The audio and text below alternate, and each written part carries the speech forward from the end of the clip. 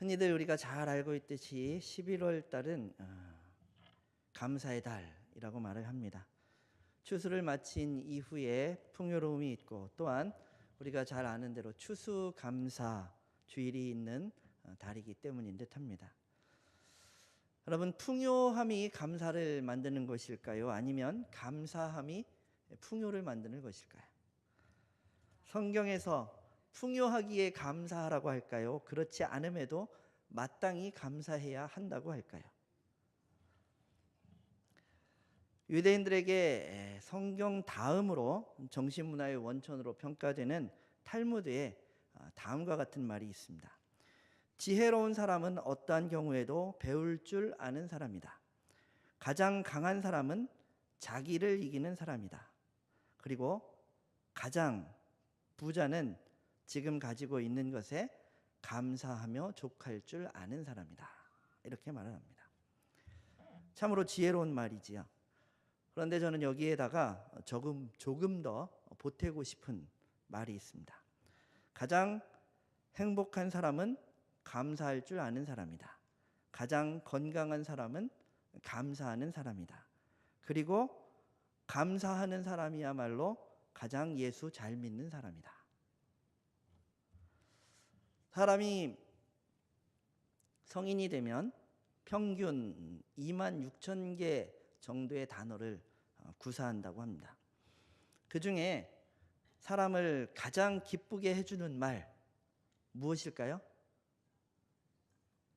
센스가 있으실 것 같은데 무슨 말일까요? 감사합니다 라는 말이라고 합니다. 이 말은 하나님을 또한 가장 기쁘시게 하는 말이기도 합니다. 그래서 유대인의 격언 중에는 감사합니다 라는 말이 혀에 붙기 직전까지는 아이에게 아무 말도 가르치지 말라라는 말이 있습니다. 무엇보다도 아이에게 가장 먼저 가르쳐야 할 것이 감사하는 일이다 라는 이야기겠지요. 오늘 우리들이 함께 읽은 본문에서는 감사함을 넘치게 하라 라고 명령을 합니다. 다른 말로 표현을 하자면 넘치도록 감사하라, 감사하고 또 감사하라 라는 명령입니다. 골로새서 3장 15절에는 또 다른 짧고 굵은 명령이 나옵니다. 너희는 감사하는 자가 되라 라고 말씀합니다. 오늘 본문 말씀의 배경이 되고 있는 이 골로새 지역은 오늘날의 터키 한복판을 흐르는 라이커스 강변에 있었던 도시입니다. 역사가인 헤로도투스라는 사람에 의하면 기원전 5세기경에는 이 소아시아 지역에서 가장 잘 나가던 그러한 도시였습니다. 목축업이 발달하여서 양모 생산이 많았고, 또한 교통의 요지였기 때문에 무역업이 발달을 했습니다.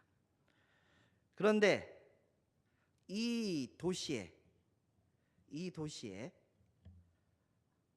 1세기경에 두 차례의 지진이 일어나게 됩니다. 이 두 차례의 지진은 도시의 운명을 바꾸었습니다. 경제는 쇠퇴하고 사람들은 도시를 떠나기 시작했습니다. 골로새의 영광은 인접한 도시인 라오디게아로 넘어가게 됐습니다. 황폐한 도시인 골로새에 계속 남아서 살아가고 있던 그러한 사람들은 그야말로 오갈 데 없고 힘없고 가난한 그러한 사람들 뿐이었습니다.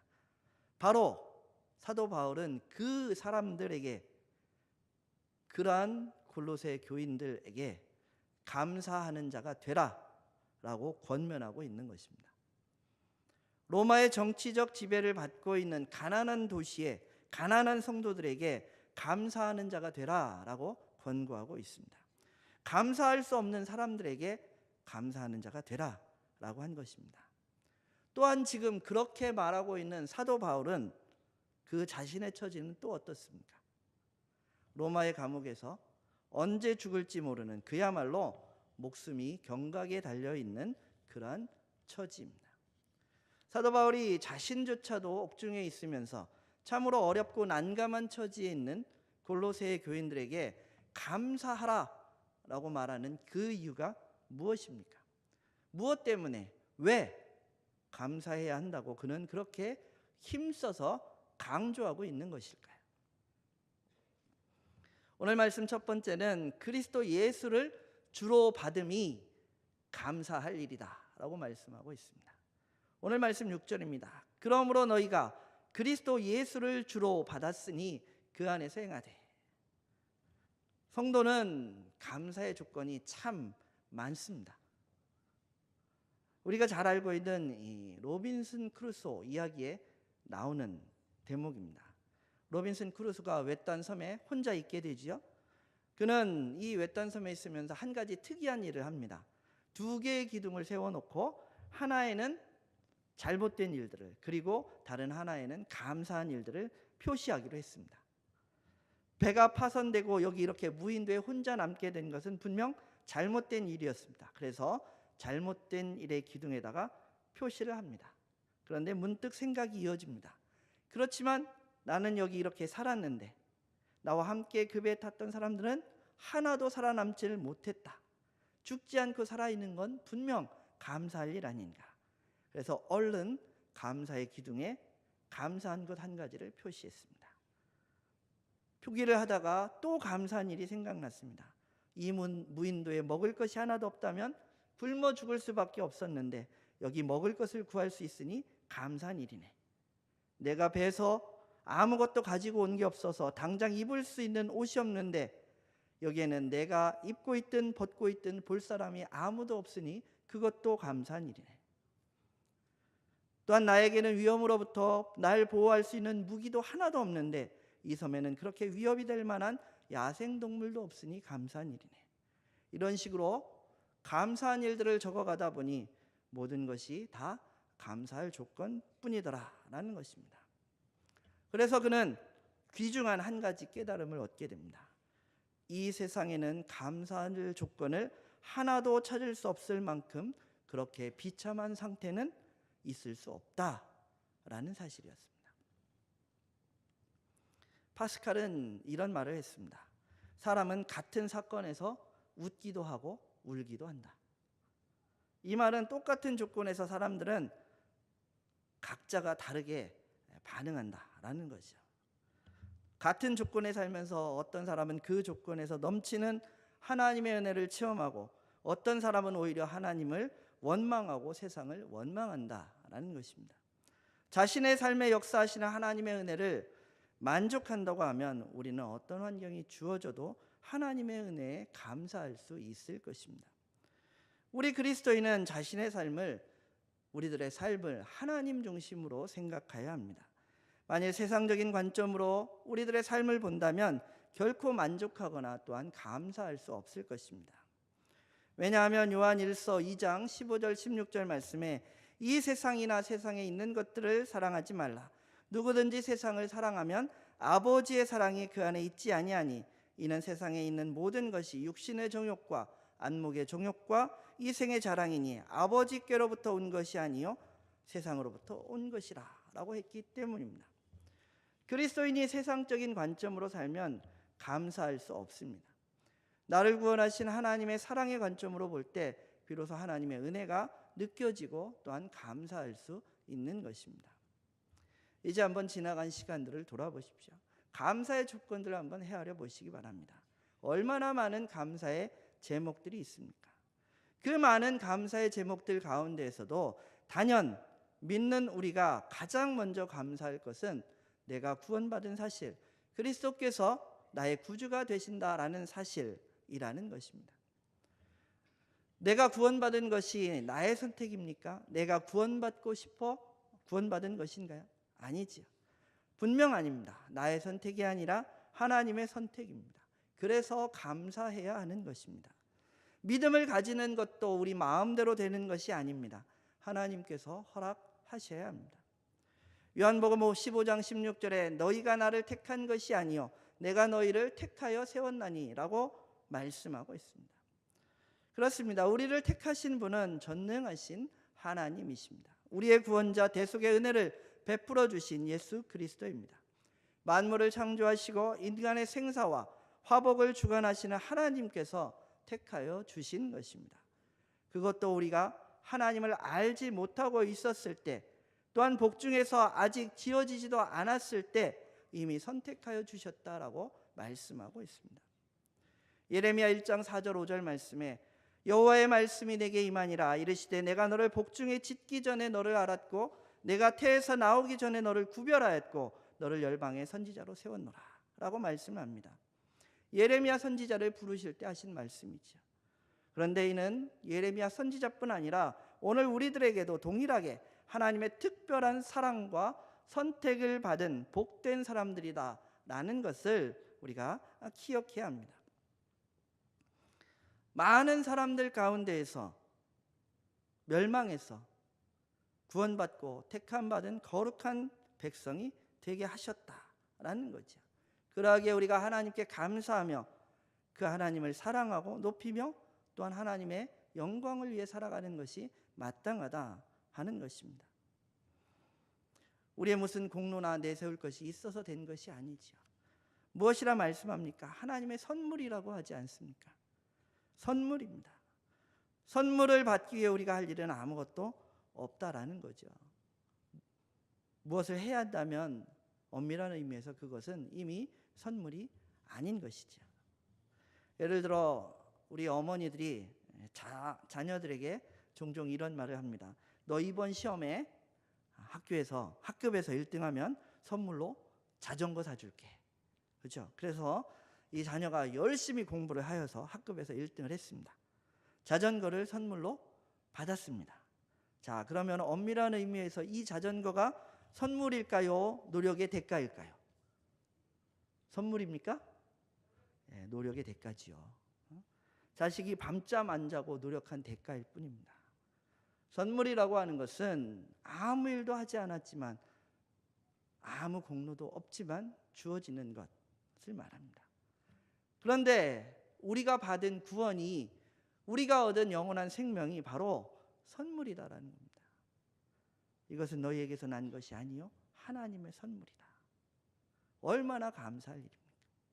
예수 그리스도를 주로 받음이, 예수 그리스도로 말미암아 우리가 구원받음이 가장 감사해야 할 일이다라고 말씀하고 있는 것입니다. 오늘 말씀은 두 번째로 그 안에서 행함이 감사의 삶이다라고 말씀하고 있습니다. 그러므로 너희가 그리스도 예수를 주로 받았으니 그 안에서 행하되 라고 말씀합니다. 모든 사람이 이 땅에서 나름대로의 삶을 살아갑니다. 성도들의 삶도 일반 세상 사람들의 삶과 별반 다를 것이 없이 이 땅에서 이루어집니다. 그러나 성도들의 삶은 믿지 않는 세상의 사람들과는 다른 삶이어야 합니다. 땅에 발을 딛고 살아가지만 하늘의 삶을 살아가는 사람들이 우리들 그리스도인들이기 때문입니다. 성도는 성도답게 살아야 한다라는 것입니다. 성도답게 사는 것이 무엇입니까? 어떻게 행하라 합니까? 주 안에서 행하라 라고 명령하고 있습니다. 성경은 늘 믿음과 행위가 일치하는 삶을 말씀합니다. 마치 동전의 앞면과 뒷면처럼 우리가 구원받았다면 구원받은 그것과 삶의 변화가 함께 따라야 한다라는 것입니다. 이 둘이 잘 맞지 않는다면 무언가 잘못된 것입니다. 빌립보서 4장 8절 9절에 보면 성도가 주 안에서 할 일이 기록되어 있습니다. 여기에 보면 무엇에든지 이렇게 반복하면서 우리가 해야 할 일을 정해주고 있습니다. 이 말씀에 보면 우선 무엇에든지 참된 것을 행하라 라고 말씀합니다. 모쪼록 성도된 사람은, 그리스도인은, 예수 그리스도를 구주로 믿는 사람은 무엇에든지 참된 것을 행하라 라는 것입니다. 우리가 세상에 살면서 참과 거짓 사이에서 머뭇거릴 때가 있습니다. 참인 줄 알면서도 대세가 거짓 쪽으로 기울게 되면 자신도 어물쩍 그렇게 따라가는 때가 있습니다. 예수님을 신분한 본디오 빌라도는 예수님께로부터 죄를 찾지 못했다라고 자신이 말하면서도 사람들이 모두 예수 그리스도를 십자가에 못 박으라 라고 소리치고, 또한 대세가 그렇게 돌아가는 것을 알고는 정치적으로 백성들과 종교 지도자들의 소리에 따라가서 예수님을 십자가에 처형하도록 그렇게 허락해준 그런 사람이 되었습니다. 역사 속에서 그 이름이 항상 어떻게 불려줍니까? 예수 그리스도를 죽게 한 장본인으로 본디오 빌라도에게 고난을 받으사 십자가에 못 박혀 죽으시고, 우리가 사도신경을 신앙 고백을 고백할 때마다 그렇게 말하지 않습니까? 우리가 잘 알듯이 연일 신문마다 부정부패에 가담한 사람들의 이름들이 오르내리고, 권력의 주변에서 일하던 사람들이 불의한 사람들과 손잡고 이권에 개입한 흔적들이 또한 나타나고 그렇게 합니다. 이러한 세상 가운데에서 언제나 성도들의 삶은 참된 것과 거짓된 것을 구별하고 모든 일에 참되라 라는 그 하나님의 명령대로, 진리 가운데로, 참 가운데로 행해야 한다라는 것입니다. 빌립보서의 말씀은 또다시 한번 강조합니다. 무엇을 하든지 경건하고, 무엇을 하든지 경건해야 된다. 어느 종교든지 종교 나름대로의 경건성을 가지고 있습니다. 불교는 자비, 유교는 인을 이야기하지요. 어질게 사는 거죠. 우리 기독교의 경건성은 무엇에 있을까요? 사랑입니다. 사랑. 하나님을 사랑하고 사람을 사랑하는 것이죠. 하나님을 사랑하는 것이 경건의 참모습이고, 또한 다시 하나님에게로부터 사람에게로 이어지는 사랑으로 인해 그 경건의 열매가 나타나는 것입니다. 또한 경건이라고 하는 단어는 거룩도 포함하고 있습니다. 그러하기에 우리 그리스도인의 삶은 이 세상에서 거룩한 삶, 구별된 삶을 살아야 한다라는 것이죠. 거룩하신 하나님의 자녀들처럼 행동해야 한다라는 것입니다. 세상과는 구별된 모습으로 삶을 살아가야 한다라는 거죠. 그래서 경건하게 사는 사람은 하나님의 영광을 먼저 생각하는 사람인 것입니다. 또한 뭐라고 말합니까? 무엇에든지 옳아야 한다라고 말씀합니다. 옳다는 것이 무엇입니까? 바른 것이죠. 굽지 않아야 합니다. 왜곡시키지 말아야 한다라는 것입니다. 그래서 성경은 하나님의 백성들에게 저울을 속이지 말라라고 말씀하고 있습니다. 그것은 사람의 양심에 관한 것이고, 또한 신앙생활의 가장 기초적인 바탕이 되기 때문입니다. 저울은 사회활동과 경제활동의 첫 출발이기도 합니다. 경제활동에 있어서 물건을 사고 팔든지 주고 받든지 할 때의 기준이 저울이기 때문이죠. 그런데 처음 그 기준을 속이게 되면 그 이후로는 모두 속일 수밖에 없는 상황이 됩니다. 빵집을 하는 사람이 밀가루 가게에서 저울을 속이면 빵집 가게의 저울도 속이게 됩니다. 그래서 무엇을 하든지 옳은 일을 하라고 성경은 우리들에게 권면하고 있는 것입니다. 나의 말이 옳은 말이 되고 나의 행동이 옳은 행동이 되어야 한다라는 것입니다. 성도된 자로서 주 안에서 바르게 사는 삶이 감사의 삶으로 주님께 영광을 돌리는 그런 삶이 된다라는 것을 알고 우리가 삶을 통해서 감사를 나타내야 한다라는 것입니다. 오늘 말씀 7절은 또한 교훈을 받은 대로 믿음에 굳게 서는 것이 감사의 삶이다라고 말씀합니다. 그 안에 뿌리를 박으며 세움을 입어 교훈을 받은 대로 믿음에 굳게 서서 감사함을 넘치게 하라라고 말씀합니다. 성도가 믿음을 지키고 굳게 하는 것은 참으로 중요합니다. 하나님 앞에 감사하는 일도 믿음이 굳게 서야 가능합니다. 오늘날 우리들의 환경이 어떻습니까? 믿음을 지키고 굳게 하는 일에 장애물들이 얼마나 많은지 모릅니다. 그런데 그 중에 하나가 물질의 풍요입니다. 잘 먹고 잘 입고 잘 마시고 잘 살게 되었으니 교회 다니면서 고생할 필요 없다는 것이요. 하지만 어떻습니까? 먹고 입고 살기가 힘들고 어려웠을 때는 그렇지 않았습니다. 옛날에는 현실이 먹고 사는 것이 힘들었기 때문에 먼 훗날 죽어서라도 고생 안 하는 천국에 가고자 하는 강력한 소망들이 있었습니다. 뿐만 아니라 참으로 가난했던 그때에는 돈이 없었으므로 사람들이 병들면 병원은커녕 그냥 죽을 수밖에 없는 그런 상황이었죠. 지금이나 되니까 기침만 조금 해도 그냥 병원 하지만 옛날에는 죽어도 병원을 갈 수가 없는 경우가 있었다라는 거죠. 혹시나 큰 병으로 병원 한번 갔다 하면 흔한 말로 어지간한 살림은 망했고 빚더미에 앉기도 했습니다. 그러므로 성도들이 병이 들면 하나님께 맡기고 기도할 수밖에 없었던 거죠. 어려웠던 그 옛날에는 그랬기에 성도들의 신앙생활이 열심도 있었고 뜨거웠습니다. 하지만 지금은 어떻습니까? 하나님이 도와주시지 않아도 먹고 입고 마시고 사는데 별 걱정 없고 육신의 병 나면 얼마든지 병원 갈 수 있다고 여겨지기 때문에 하나님을 의지하고자 하는 신앙심들이 별로 없습니다. 그래서 돈이 필요하지 하나님을 필요로 하지 않습니다. 육신의 즐거움을 추구하지 영혼의 부요함을 원하지 않습니다. 이러한 현상이 어디로부터 왔습니까? 급속한 경제 성장을 많은 분들이 원인으로 삼습니다. 우리나라뿐만 아니라 경제적으로 잘 살게 된 나라들을 살펴보면 대부분 그렇습니다. 국가적으로나 개인적으로나 사람들이 조금 잘 살게 되면 대부분 신앙의 위기를 갖게 됩니다. 그러나 사실 이러한 때일수록 더욱더 믿음 안에 견고해야 합니다. 믿음에 굳게 서야 합니다. 굳게 선다는 말은 확고하게 서서 흔들리지 않는다라는 뜻입니다. 주님 안에서 우리가 이 마음을 가져야 한다라는 것입니다. 스스로 나는 이만하면 돼 라고 생각하는 것은 교만입니다. 이러한 교만은 조금 안다는 사람 혹은 교회 좀 다녔다는 사람이 갖기 쉬운 생각입니다.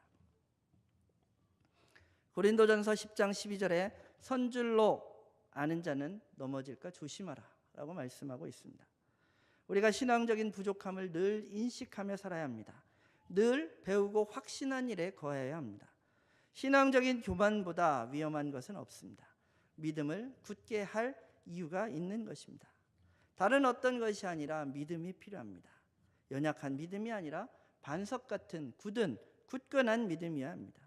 믿는 사람에게 기적이 나타나고 믿음의 역사가 나타나는 것입니다.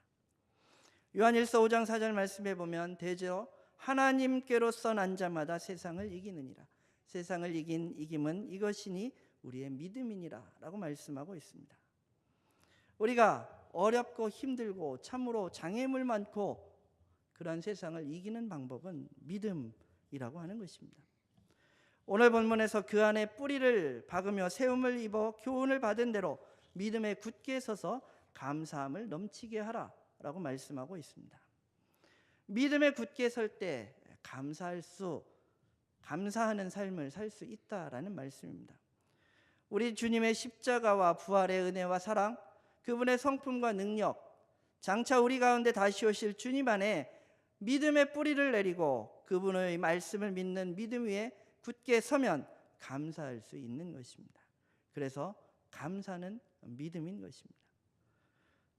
성도된 우리들이 예수 그리스도 안에 뿌리를 내리고 그분 안에서 말씀을 지키고 행하면서 온전히 세움을 받을 때 우리는 그 어떤 것에도 순종할 수 있고 또한 감사할 수가 있습니다. 우리가 믿음 안에 있으면 사건을 보고 사물을 보는 시각이 달라집니다. 생각하는 것도 달라집니다. 그래서 어떠한 순간에도 감사하게 되는 것입니다. 감사는 언제나 사람들의 마음을 풍요롭게 만드는 도구와 같습니다. 그러므로 마음이 풍요로워지려면 감사에 인색하지 말아야 합니다. 감사의 삶이 풍성한 삶을 보장하는 것입니다. 사실 이전보다 얼마나 살기가 좋아졌습니까? 정말 좋아졌습니다. 그러나 오늘날 감사를 표현하는 사람들보다는 불평, 불만만 말하는 사람들이 점점 많은 것 같습니다. 그 때문인지 과거에는 없던 병들이 생겨나고 있습니다. 세계보건기구가 21세기에 인류를 괴롭히는 10대 질병 중에 하나로 꼽은 것이 우울증입니다. 보건기구에서는 2020년이 되면 우울증이 심장병 다음으로 세계 2위의 질병이 될 것이다 라고 예상을 했습니다. 한국도 성인 6명 중에 하나가 우울증에 시달리고 있고 전 국민의 8%인 약 320만 명이 극심한 우울증에 시달리고 있다라는 통계가 있습니다.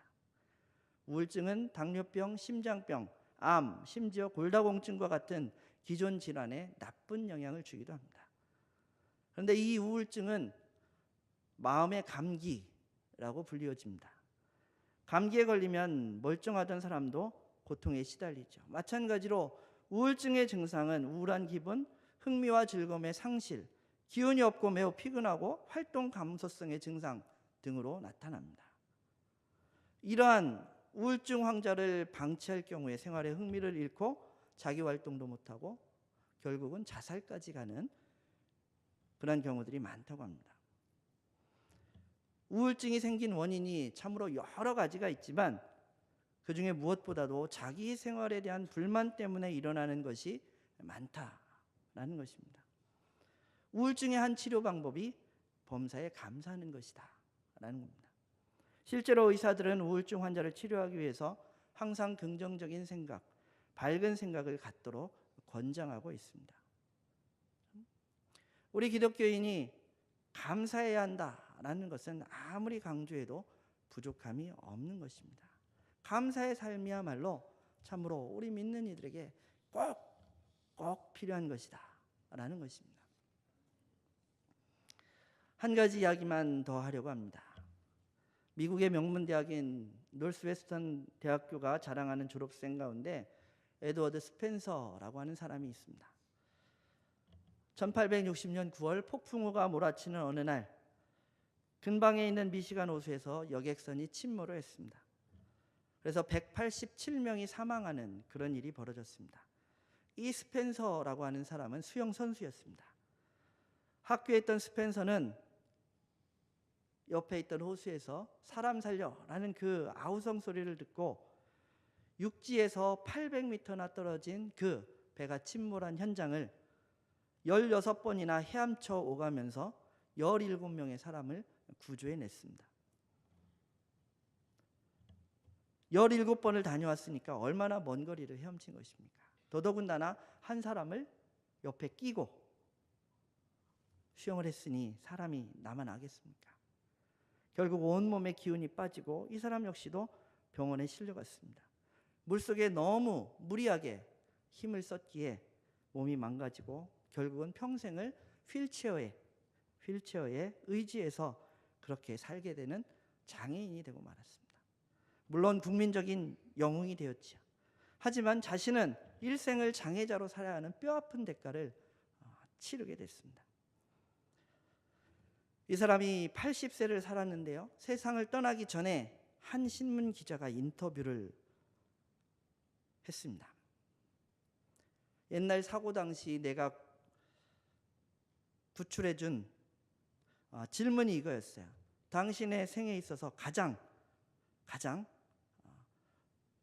기억나고 또 뼈아픈 그런 사건이 무엇이었습니까? 이런 질문을 했을 때 옛날 사고 당시에 내가 구출해준 17명 가운데 훗날 나를 찾아와서 감사의 표현을 한 사람은 단 한 명도 없었습니다. 그 일이 내가 이렇게 육신이 아프고 불구가 된 것보다도 나를 평생 동안 더 아프게 했습니다. 이렇게 인터뷰를 했다는 겁니다. 여러분 잘 기억하시죠?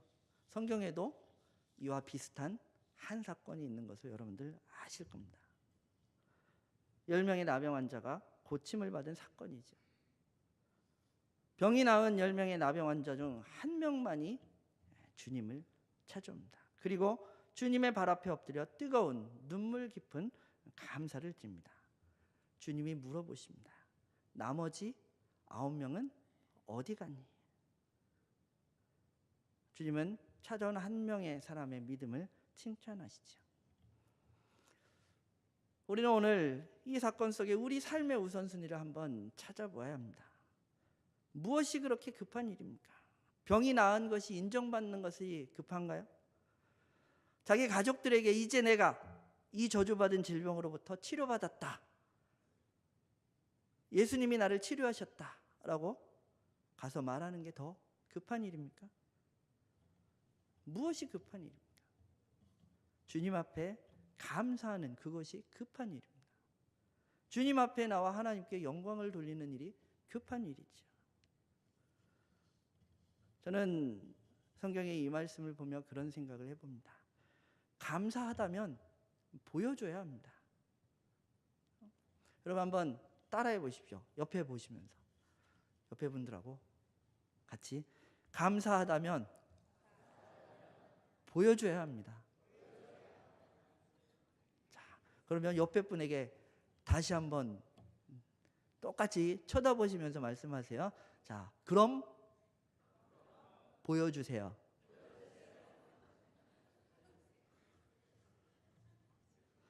우리가 주님께 감사한 마음을 보여드려야 하는 것입니다. 물론 우리 주님은 우리의 마음을 보시죠.